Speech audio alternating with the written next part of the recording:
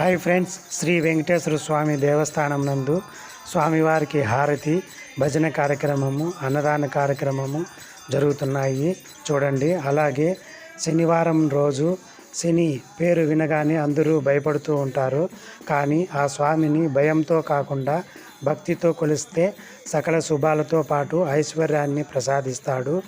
శనివారము లేదా త్రయోదశి తిథి వచ్చిన రోజు శనేశ్వరుడికి నువ్వుల నూనెతో అభిషేకం చేసిన ఆ స్వామికి ఇష్టమైన నువ్వులు, నల్లటి వస్త్రం వంటివి దానం చేసిన ఏల్నాటి శనిపోయి శనేశ్వరుడు ప్రసన్నుడవుతాడు.